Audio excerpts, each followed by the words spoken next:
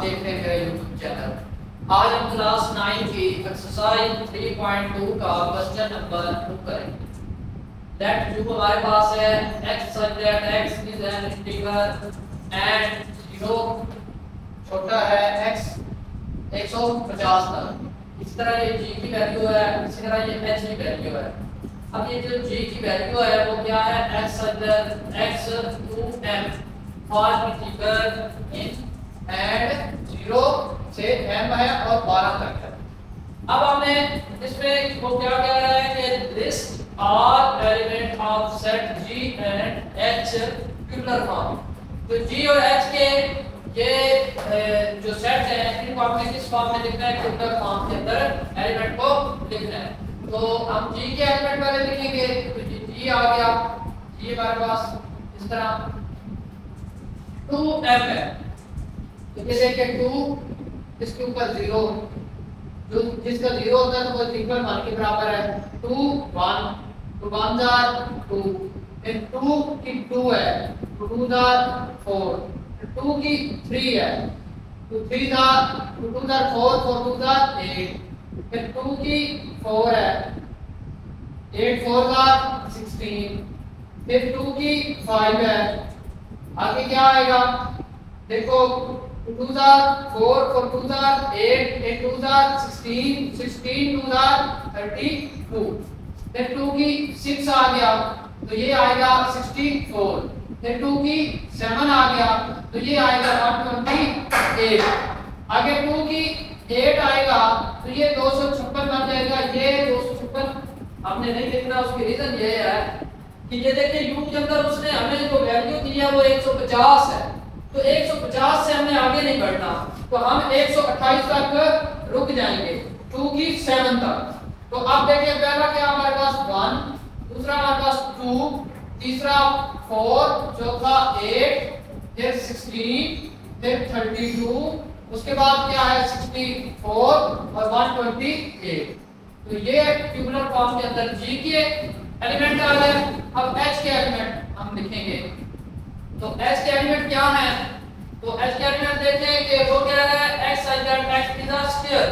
Square जितने भी square है, 1 का स्क्वायर होगा 1 तो मल्टीप्लाई 1 आ जाएगा।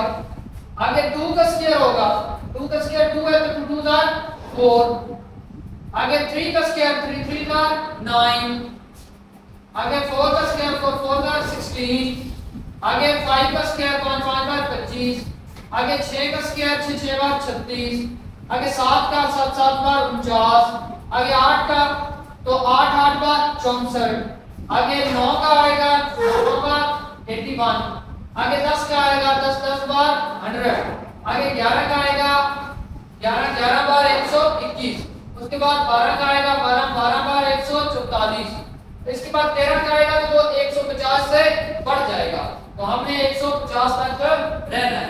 तो ये g के ट्यूबुलर फॉर्म बन गए और ये h के ट्यूबुलर फॉर्म बन गए। आगे क्वेश्चन नंबर 2 हमारे पास find g union h, g की यूनियन h। अब ये g हमारे पास और यूनियन h है।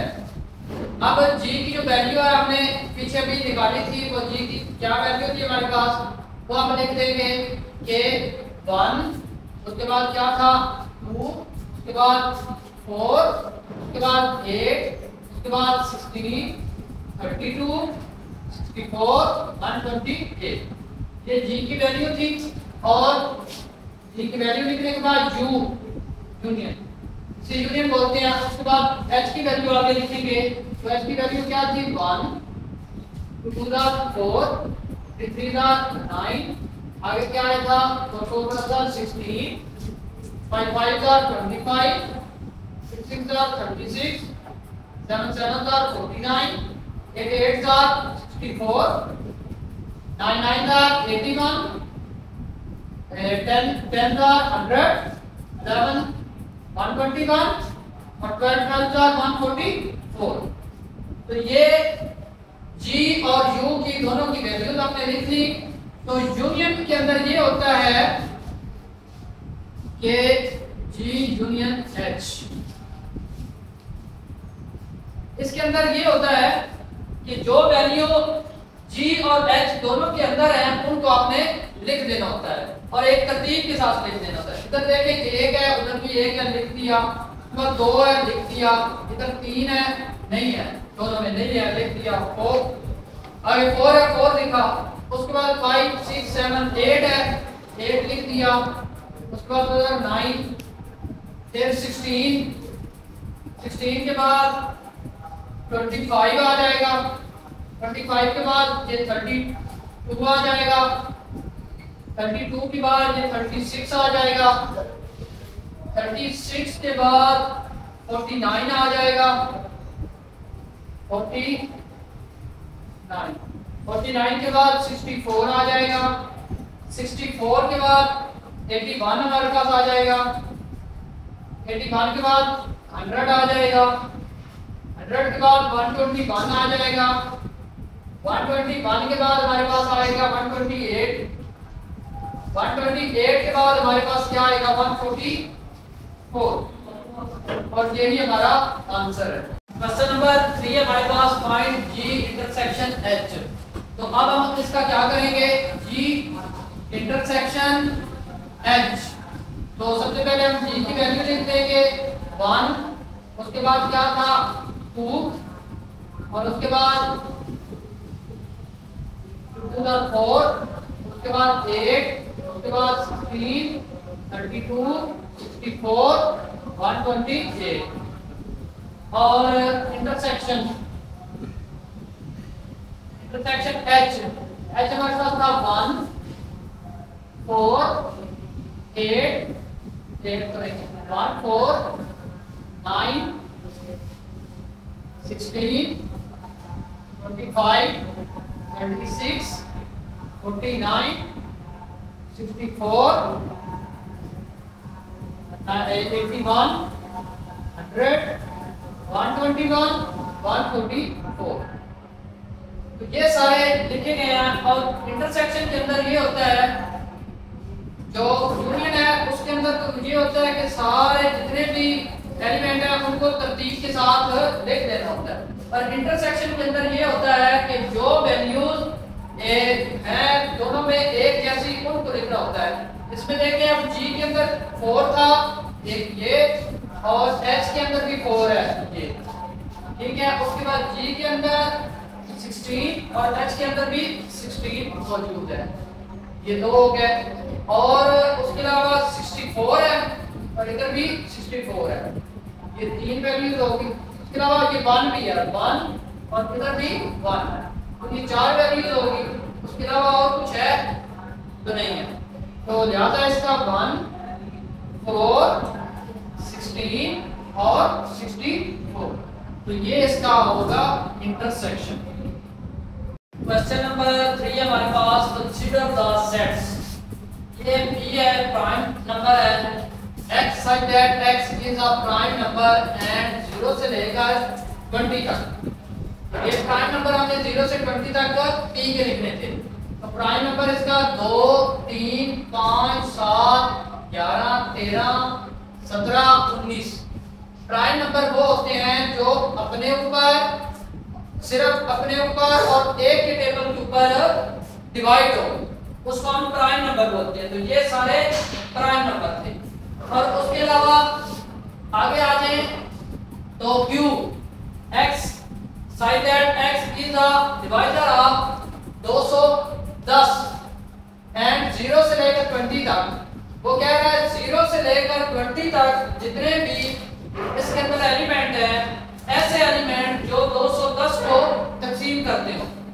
पहला 1 है जो 210 को तकसीम करता है, दूसरा 2 है उस पर भी 210 तकसीम होता है, तीसरा 3 है, फिर 5 है, फिर 6 है, 7 है, 10 है, 14 है, 15 है। ये सारे 210 को तकसीम करते हैं। अब ये सारी वैल्यूज आ गई। इसके बाद जो क्वेश्चन हमें दिया गया, पहला क्वेश्चन ये है कि find P intersection Q। P का इंटरसेक्शन Q मालूम करना है और इधर फाइंड P यूनियन Q। तो P का सबसे पहला क्वेश्चन हम करते हैं P इंटरसेक्शन Q, ये हम मालूम करते हैं। तो P की वैल्यू हमारे पास क्या है, वो है 2 3, उसके बाद 5 7 11 13, 17, 19। उसके बाद इंटरसेक्शन की अलामत इधर डालेंगे और उसके बाद क्यू की वैल्यू लिखेंगे 1 2 3 5 6 7। उसके बाद आ गया 10 के बाद 14 और 15। तो अब P इंटरसेक्शन Q ये हमारे पास क्या आ जाएगा। अब देखते हैं, ये 2 है और 2 है, 2 आ गया, 3 इधर भी है उधर भी है, 3 आ गया, 5 इधर भी है उधर भी है, 5 आ गया, 7 इधर है उधर भी है तो 7 आ गया। उसके बाद 11 इधर भी है इधर नहीं है, 13 इधर है इधर नहीं है, 17 इधर है इधर नहीं है, 19 इधर है इधर नहीं है। तो ये सारे जो हैं ये हमारे इंटरसेक्शन बन गए, P इंटरसेक्शन Q बने। अब हम आगे क्वेश्चन नंबर 2 जो है उसको सॉल्व करेंगे। तो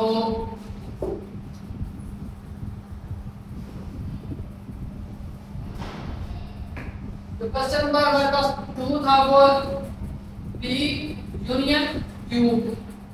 तो सबसे पहले P की रकमें लिख लें, 2 3 5 7, उसके बाद 11 13 17 19। उसके बाद यूनियन, और यूनियन के बाद Q की 1 2 3 5 6 7, उसके बाद 10 14 15। ये आ गई P यूनियन Q। ये हमारे पास क्या आएगा, 1 2 3 है, उस पर 4 नहीं है, 5 है, 6 है, 7 है, 8 नहीं है, 9 नहीं है, 10, उसके बाद 11 है, उसके बाद 13 है, उसके बाद 14 इधर है, उसके बाद 15 इधर है, उसके बाद 17 इधर है, उसके बाद 19। तो ये P यूनियन Q बन गया।